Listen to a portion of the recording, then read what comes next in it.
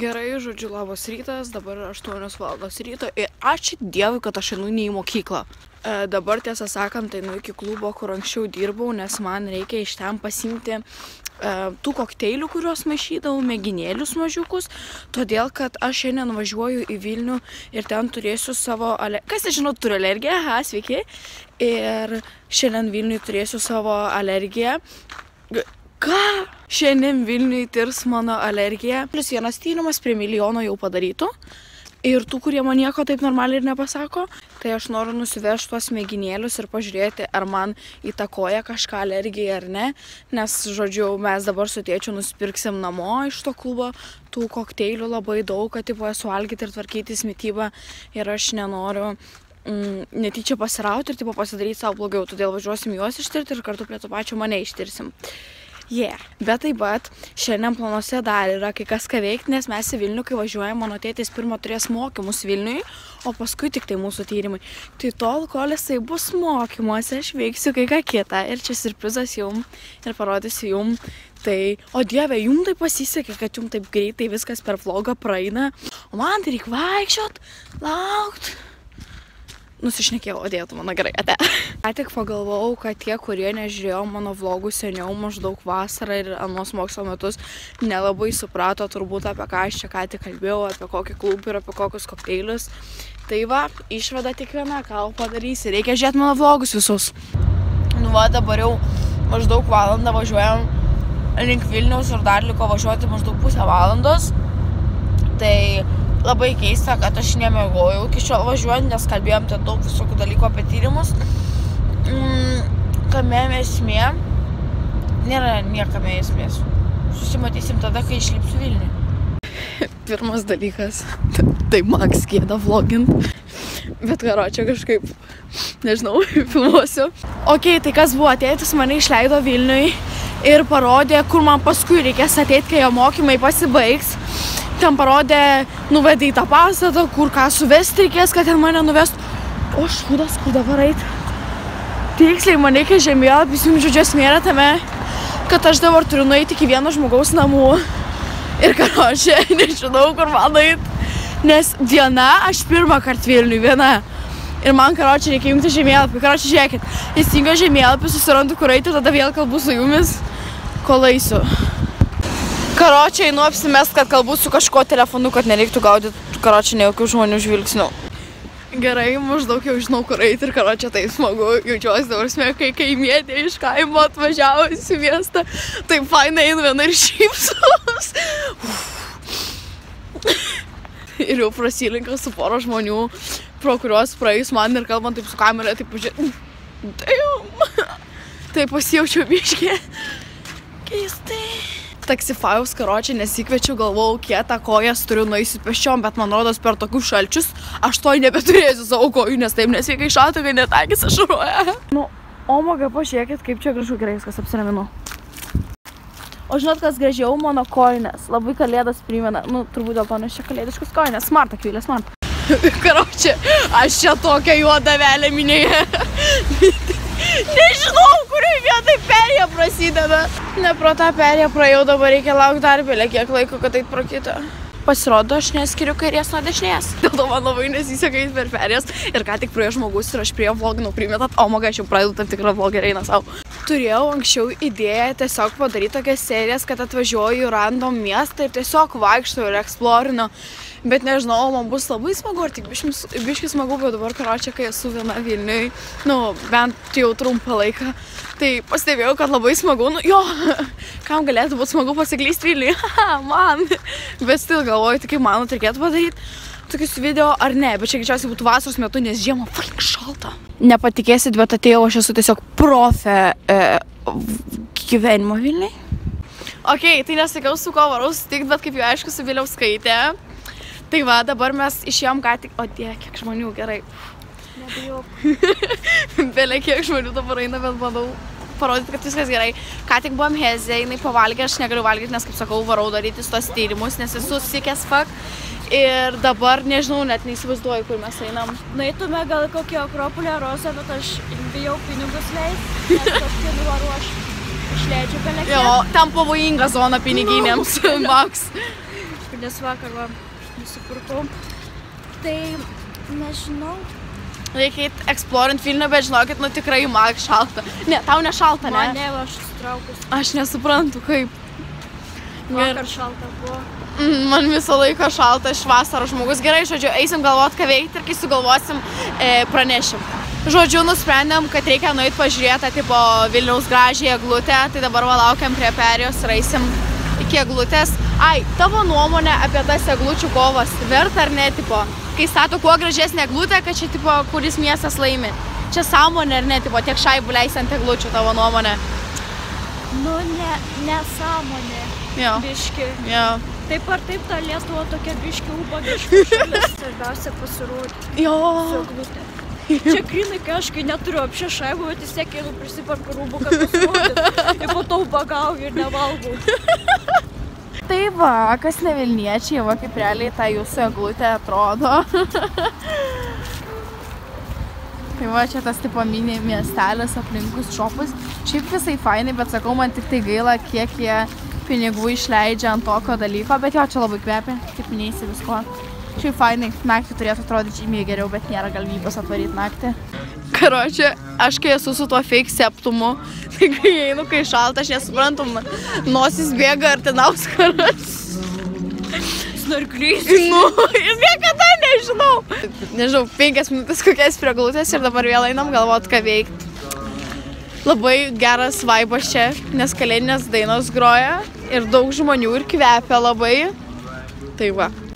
Labą dieną.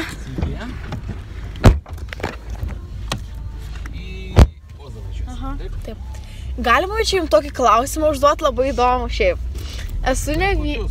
Nesu ne vietinė ir labai girdžiu daug apie tą patį Taxify, kad ten su tais kodais yra reklamuoja, tipo ir kaip tada uždirbat? Jeigu, tarkim, už kodus ir nesuprantu, tipo, nes daug kas už tos kodus važinėja. Kaip tada jūs uždirbat? Mes gaunam visą kainą, Taxify kompensuoja.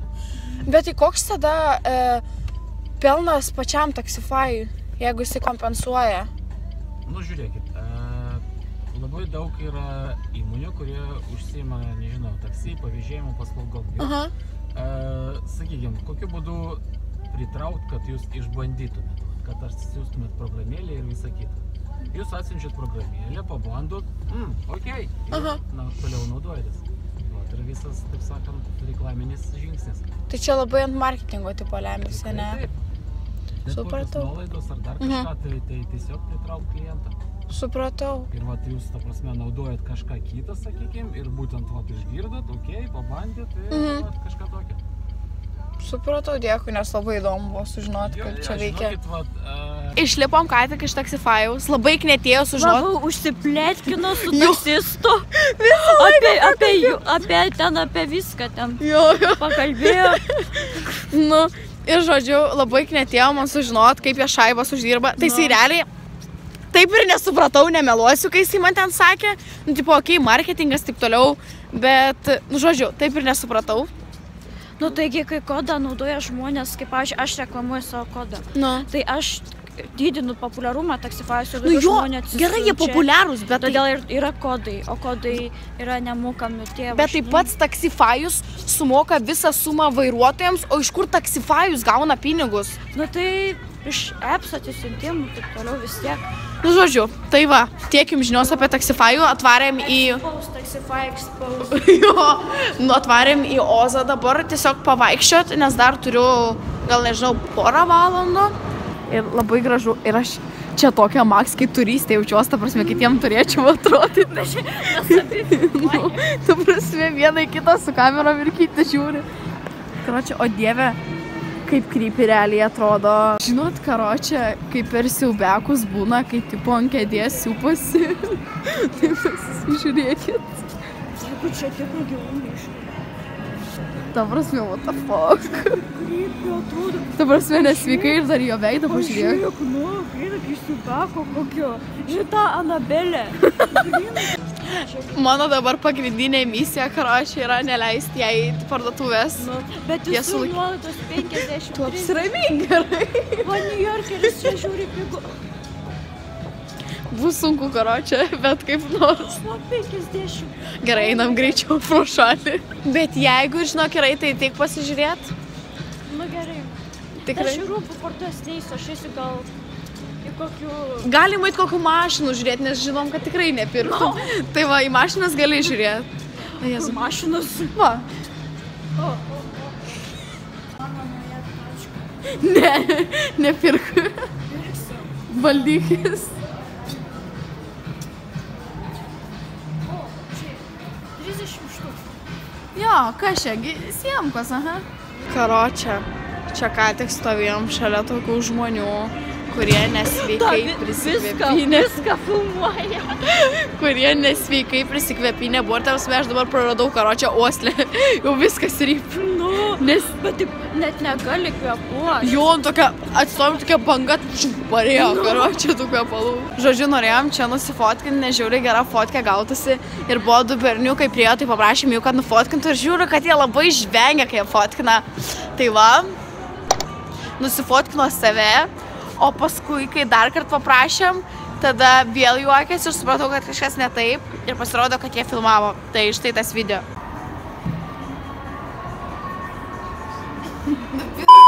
Baig, nu. Davai, skrimtai. Taigi aš fotkinu. Davai.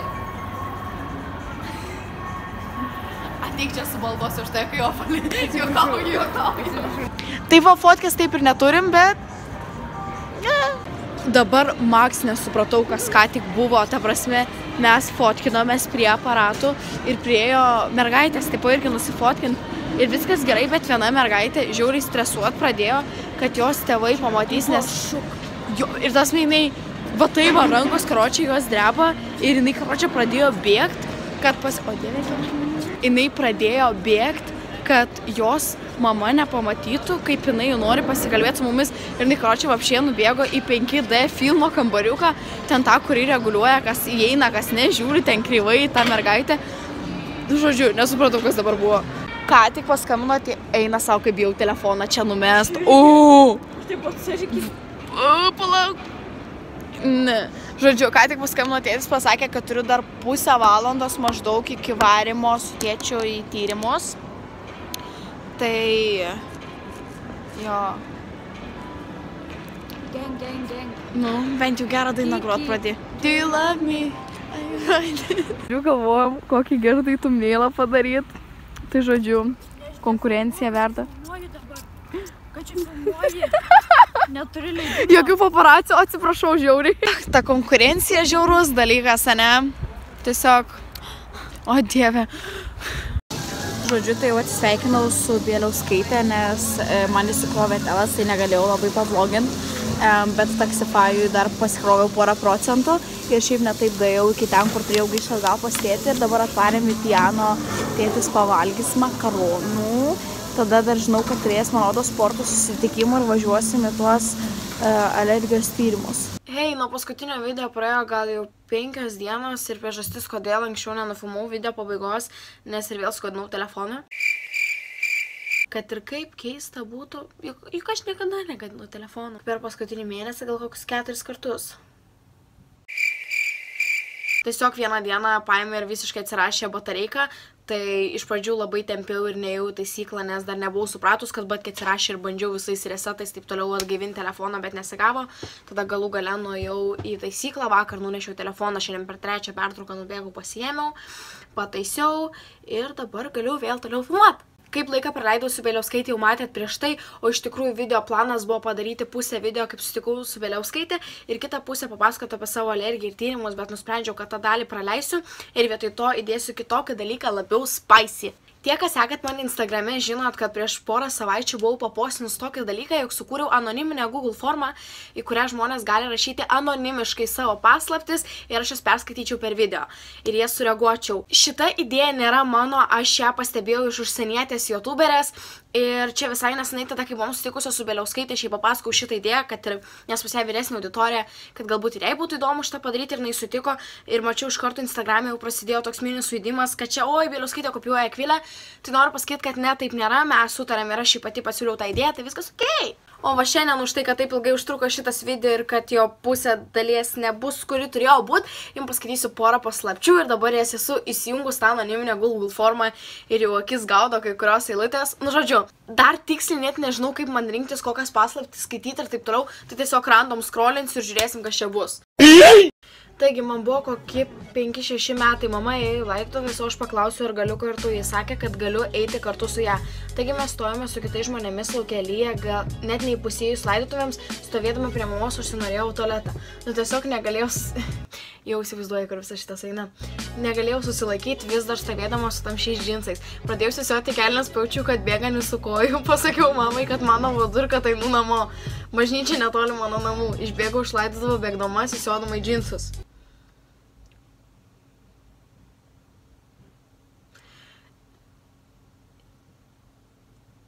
Nieko tokio, visi buvom apsisesioję. Bet ne bažnyčiai. Garinau klasėje ir išožino dyrių, kai kažkoks šiuvas, tai aš jį su kastetu sumušiau ir mane išmetė iš mokyklos.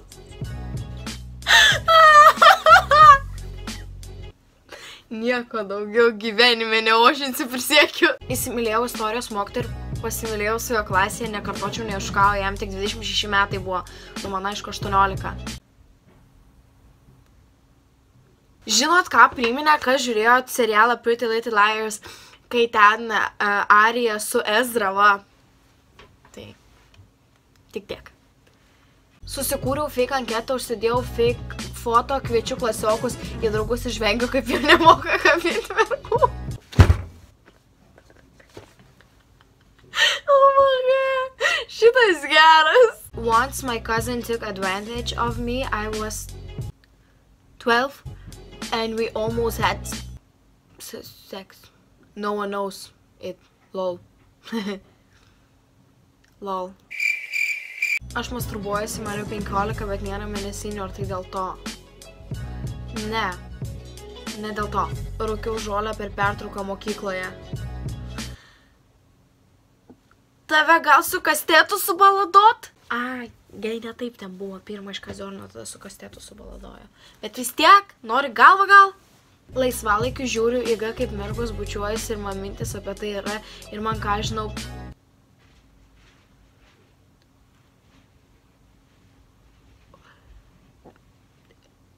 Manau, ties čia ir pabaigiam. Tai tiek šiandien paslapčių iš jūsų, jeigu nori, kad ir tavo paslaptis atsidurtų šitame video, ne šitame, kitame, kurį kelsiu, nes jų bus visa serija, tai rašyk savo paslaptis į anoniminę Google formą, tikrai anoniminė, man vardų nereik, nes buvo taip, kad kai papostinau Instagramą ir uždėjau, kad swipe up linką tipo į tą anoniminę formą, man kai kurie žmonės į Instagramą rašė.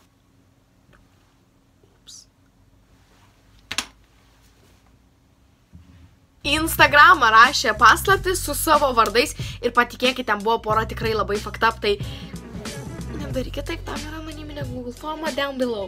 Ir taip pat noriu atsiprašyti, kad ne kiekvienam video padarau šatautus, nes dažniausiai pamirštu, bet šiandien prisiminiau ir šiandien šatautą gauna, koks jūs vardas, palaukit. Šita mergina, bėkite į parodyti tiek pat meilės, kiek jinai parodė ir man. Ir jeigu ir tu nori gauti šatautą sekančiame mano video vlogė, aš pabandysiu prisiminti, kad reikia padaryti. Įsitikink, kad esi tikrai labai popping mano Instagramo notificationuose. Tiek šiandien iš manęs. Viso gero, geros dienos ir ate. Sveiki kolektyvas, tai po jūsų tų visų 100 milijonų vėl klausimų, kur aš esu dingus, sakau, kad niekur, sveiki, labas, mano vardas Akvilė, aš dar vis čia. Per pertrauką išėjau pasiimti savo telefoną, tai iš taisyklos, nes ir vėl įsigadinau ir vėl nešiau pataisyti. Ir kai jį taisė, man pasakė, kad jisai visas viduje yra perratytas ir kad dabar reikia saugoti, nešioti, mylėti ir bučiuoti kaip vaiką, tai taip dabar darysim. O tik jums visiems norėjau pasakyti, tai bitches, I'm back.